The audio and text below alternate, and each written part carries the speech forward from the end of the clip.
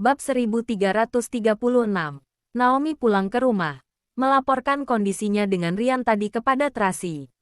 Setelah Tracy mendengarnya, ia mengerutkan kening. Tidak mungkin. Apa aku yang salah lihat? Aku melihat tampang Ryan tidak tampak sedang berbohong. Naomi juga merasa aneh. Namun saat mereka pergi, aku juga merasa ada yang aneh dengan Presidir Daniel. Terus awasi. Kali ini tidak berhasil. Coba lagi nanti.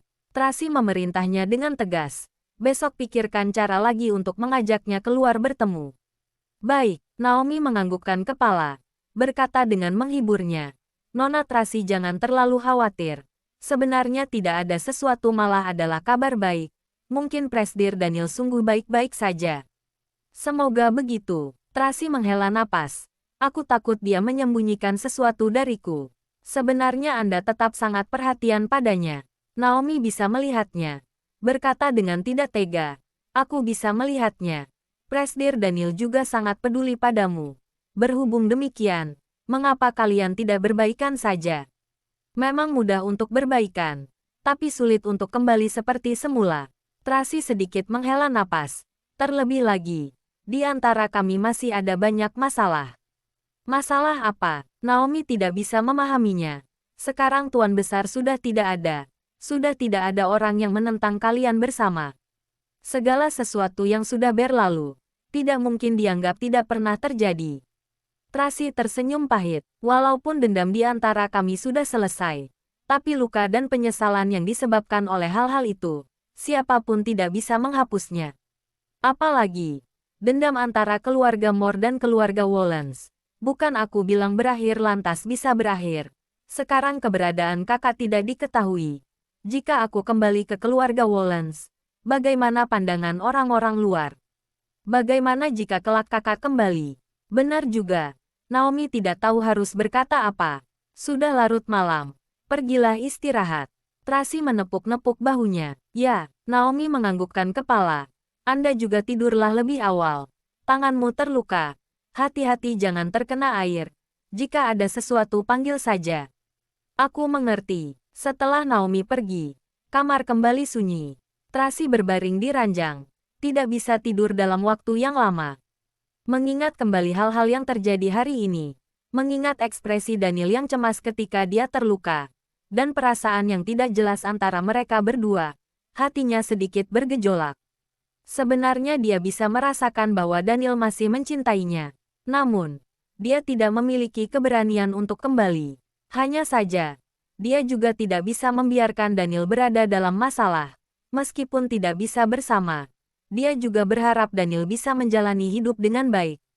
Jadi, dia harus mencari tahu masalah ini dengan jelas. Di sisi lain, Daniel juga tidak bisa tidur. Dia duduk di malam yang gelap. Kamarnya sunyi bagaikan air yang tidak mengalir. Tidak ada suara sedikit pun, hanya ada sedikit suara napasnya. Waktu berlalu sedikit demi sedikit. Sudah larut malam. Dia masih tidak bisa tidur. Dia takut jika tertidur, tidak bisa bangun lagi. Sejak penyakitnya kambuh sampai sekarang, selama lebih dari 3 bulan ini, hari ini merupakan pertama kalinya dia kehilangan penglihatan. Meskipun sebenarnya sudah pulih sekarang, tetapi ia tetap merasa takut dan panik. Dia bisa merasakan, waktunya sudah tidak banyak lagi. Dia harus mengatur semua hal dengan baik dalam waktu yang terbatas sebelum dia meninggal. Keluarga, bisnis, anak-anak, dan Tracy. Semuanya. Dia sangat percaya diri bisa memiliki kendali yang baik. Kecuali Tracy membuatnya tidak berdaya. Dia sungguh, sedikit pun tidak bisa berbuat apa-apa padanya. Ketika sedang memikirkannya, terdengar suara ketukan pintu. Terdengar suara Ryan. Tuan Daniel. Aku sudah kembali. Masuklah. Daniel meresponsnya. Ryan berjalan masuk, dengan hati-hati. Meminta maaf terlebih dahulu. Kemudian melaporkan dengan teliti percakapan dia dengan Naomi. Terakhir menambahkan, dia memang sedang menguji, tapi aku tidak mengatakan apapun. Jika aku tidak mengingatkanmu, apa kamu sudah mau memberitahunya? Daniel bertanya dengan serius. Ryan menundukkan kepala. Tidak berani mengeluarkan suara. Dia tahu bahwa pikirannya tidak bisa terlepas dari matanya. Dia juga tidak berani berbohong dan menyembunyikannya. Bab 1337. Kamu dengarkan dengan baik. Daniel tidak marah, juga tidak menyalahkannya. Hanya memberi peringatan dengan serius. Menukar hubungan cinta dengan rasa simpati dan belas kasihan. Itu tidak akan stabil. Juga tidak akan bertahan lama. Aku tidak membutuhkannya. Rian berlutut dengan satu lutut. Menundukkan kepala. Meminta maaf dengan rasa bersalah. Maaf Tuan Daniel. Aku tahu itu salahku. Aku Daniel berkecimpung di dunia bisnis tanpa batas seumur hidup ini. Tidak pernah menundukkan kepala. Meskipun sekarang berada di ambang kematian. Aku juga tidak pernah takut. Karena datang ke dunia ini. Aku hidup dengan sangat bangga. Kamu jangan menghapus kebanggaanku yang terakhir. Mengerti. Saat Daniel mengucapkan kata-kata ini, suaranya sangat lembut. Kelihatannya sangat tenang. Tetapi juga disertai kesedihan tanpa batas. Mengerti. Rian menundukkan kepala. Tidak berani mengeluarkan suara. Tetapi matanya sudah berlinang air mata. Daniel yang sombong sepanjang hidupnya. Sekarang malah mengungkapkan kerapuhan hatinya di depannya.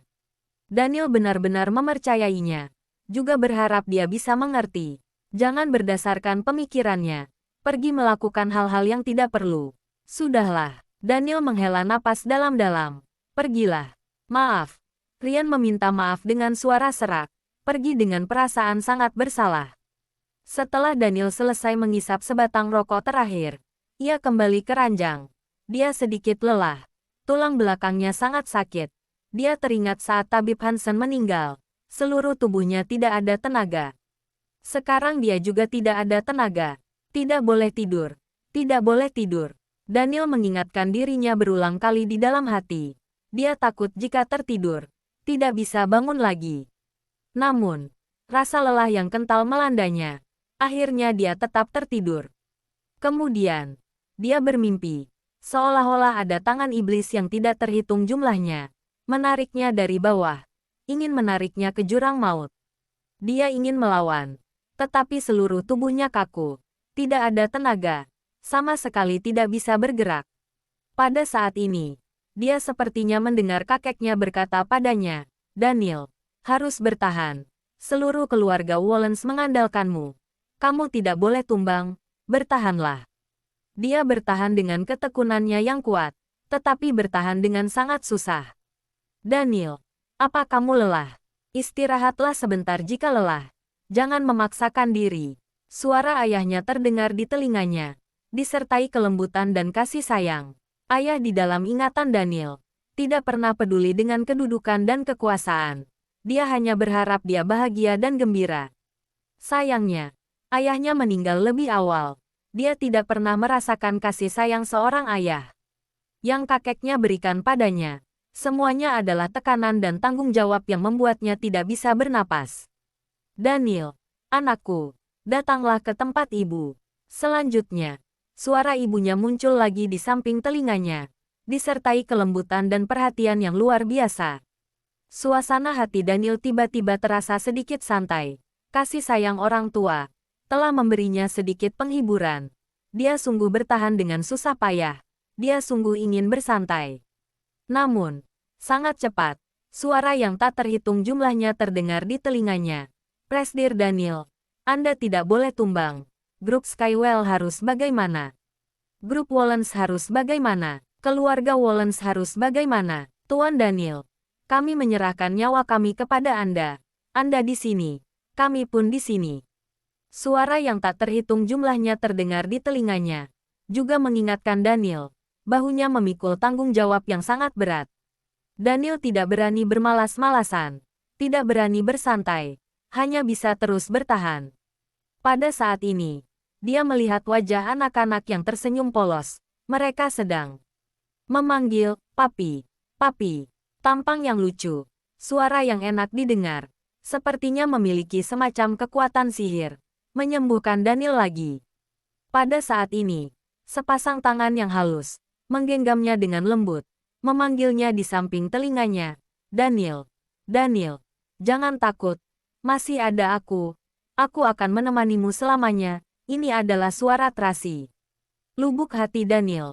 Sepertinya penuh kekuatan lagi. Dia menggenggam sepasang tangan itu dengan erat. ingin bangkit kembali. Tetapi tiba-tiba, sepasang tangan itu ditarik keluar, mendorongnya ke dalam jurang dengan kejam. Bab 1338. Daniel tiba-tiba terbangun dari mimpi buruk, membuka matanya, masih syok. Pikirannya kosong. Segala sesuatu yang ada di dalam mimpi sudah hilang semua. Hanya saja, rasa takut itu masih menjalar di hatinya, membuat jantungnya berdetak kencang dan panik. Dalam waktu yang lama, barulah dia kembali sadar, mengangkat tangan untuk menutupi dahinya, guna menenangkan dirinya. Dia baru menyadari bahwa ternyata langit sudah terang. Terdengar suara gerimis dan suara mobil di luar. Daniel tanpa sadar melihat jam yang digantung di dinding. Pukul 7 pagi. Masih pagi. Dia memejamkan mata dan lanjut tidur. Tiba-tiba terpikir sesuatu. Segera membuka mata lagi. Dia sudah bisa melihat. Sekarang, penglihatannya sangat jelas. Sama sekali tidak ada masalah apapun. Tubuhnya juga sangat penuh energi. Juga tidak ada rasa kaku dan tidak ada tenaga seperti tadi malam.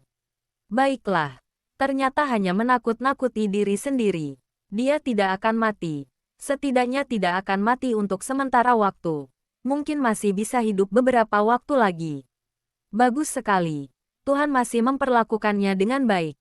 Daniel menarik napas dalam-dalam, membalikkan badan untuk bangun. Sekarang tidak boleh membuang-buang waktu ketika dalam keadaan sadar. Dia harus secepatnya menyelesaikan hal-hal dalam rencananya. Papi, papi, terdengar suara anak-anak dari luar. Kemudian pintu kamar dibuka.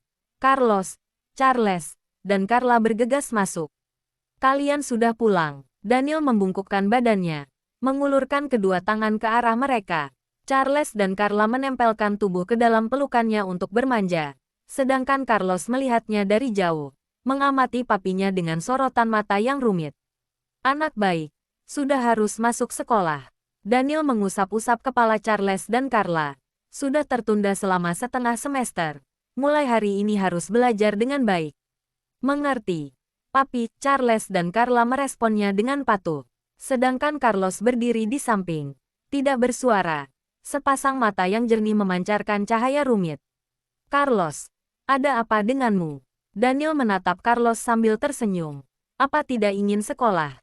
Papi sudah lupa. Pengetahuan di sekolah sudah tidak bisa mengikutiku. Carlos berkata dengan suara kecil. Aku punya guru yang bisa mengajariku seorang diri. Apa tidak membosankan belajar di rumah setiap hari? Daniel mengulurkan tangan juga merangkulnya ke dalam pelukan. Jika bosan, ikut Charles dan Carla sama-sama pergi ke sekolah saja. Kami sudah berjanji pergi bersama besok. Charles berkata dengan penuh semangat. Besok ada kegiatan perayaan ulang tahun sekolah.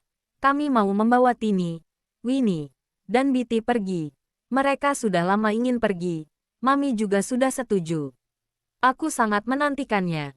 Entah akan seperti apa mereka bertiga pergi ke sekolah. Hehe. Carla sangat menantikannya. Papi, apa papi setuju? Jika mamimu setuju. Kalau begitu papi tidak ada pendapat. Daniel mencium pipi kecil Carla. Carlos, apa kamu pergi? Besok aku juga pergi. Carlos menjawabnya. Kemudian berkata lagi. Sudahlah. Charles, Carla, kalian sudah harus pergi ke sekolah. Wah, jika tidak berangkat sudah mau terlambat. Charles melihat jam tangannya. Buru-buru berlari keluar. Kak Hartono, cepat siapkan mobil. Aku pergi mengambil tas sekolah. Kak Charles tunggu aku. Carla juga buru-buru berlari keluar. Dia kembali lagi mencium pipi Daniel setelah berlari beberapa langkah. Papi, sampai jumpa. Kak Carlos, sampai jumpa. Sampai jumpa Carla. Carlos melambaikan tangan kepada Carla. Apa kalian sudah sarapan? Daniel bertanya di belakang. Sudah makan di rumah Mami. Kedua anak itu menggendong tas sekolah. Berlari dengan tergesa-gesa. Daniel melihat mereka pergi. Kemudian membungkukkan badan lagi. Mengusap-usap kepala Carlos dengan lembut. Carlos, kamu sepertinya tidak gembira. Papi, apa papi sakit? Begitu Carlos buka mulut. Air matanya mengalir keluar. Tadi malam, apa matamu tidak bisa melihat? Papi tidak bisa melihat tulisan di buku. Jadi papi mengarang cerita sendiri. Apa ada masalah dengan kesehatanmu? Papi cepat beritahu aku. Daniel menatap Carlos dengan heran. Hatinya tiba-tiba menjadi sangat sedih. Anak ini baru berumur 6 tahun, tapi malah menanggung beban lebih banyak dari siapapun. Bab 1339. Bahkan masalah yang tidak bisa dilihat oleh orang dewasa, dia langsung bisa melihatnya. Dia bahkan masih menahan diri dan bekerja sama dengannya, menutupi dan melindunginya, tidak ingin membuat orang-orang mengetahui kelemahan papinya. Kemudian, terus menunggu sampai sekarang. Semua orang sudah pergi. Sudah benar-benar tidak bisa menahannya lagi. Barulah menanyakan pertanyaan di dalam hatinya. Anak yang kasihan. Sebenarnya berapa banyak beban yang dia tanggung di dalam hatinya? Anak bodoh. Daniel sangat tidak tega. Tetapi berpura-pura santai. Mengusap-usap kepala Carlos. Berkata sambil tersenyum. Lihatlah. Bukankah papi baik-baik saja? Papi bisa melihat wajahmu yang tampan. Juga bisa melihat kamu mengenakan kemeja berwarna biru muda dan rompi rajutan berwarna biru tua. Tampan sekali. Bagaimana mungkin mata papi bermasalah? Apa benar tidak ada masalah? Carlos mengulurkan tangannya. Melambai-lambai di depan matanya. Papi sungguh baik-baik saja. Daniel menggenggam tangannya yang kecil. Merangkulnya ke dalam pelukannya. Menahan kesedihan di hatinya. Membujuknya dengan lembut. Carlos, kamu baru berumur 6 tahun. Kamu seharusnya seperti Charles, Carla, dan ketiga anak kecil itu, gembira, hidup dengan tanpa kekhawatiran. Kamu tidak perlu terlalu banyak berpikir. Ada beberapa hal, biar orang dewasa yang memikirkannya saja. Aku tahu begini tidak baik, Carlos berkata dengan tercekat. Tapi aku tidak bisa mengendalikan otakku. Terkadang aku juga merasa terlalu pintar bukanlah hal yang baik. Aku sepertinya mengerti apapun, tapi juga sepertinya tidak bisa berbuat apa-apa. Daniel memeluknya dengan erat. Bagaimana mungkin dia tidak tahu perasaannya? Saat kecil, dia juga sering ada perasaan seperti ini. Jelas-jelas hanya seorang anak kecil, tapi bisa melihat semua hal antara orang dewasa. Ingin melindungi orang-orang yang dia cintai, tapi juga tidak bisa berbuat apa-apa. Lebih baik tidak mengerti apapun, tumbuh besar dengan bodoh. Sayangnya, dia juga tidak bisa mengendalikan otaknya sendiri. Psikologis yang bertentangan semacam ini, barulah yang paling menderita. Carlos, tidak peduli apapun yang terjadi, papi akan selalu melindungimu. Daniel menepuk-nepuk bahu Carlos dengan ringan, berkata dengan lembut, ada papi, kamu tidak perlu takut apapun, tidak perlu mengkhawatirkan apapun. Kamu hanya cukup tumbuh besar dengan gembira saja, mengerti? Carlos juga ingin berkata bahwa dia mengerti, tetapi sebenarnya dia tidak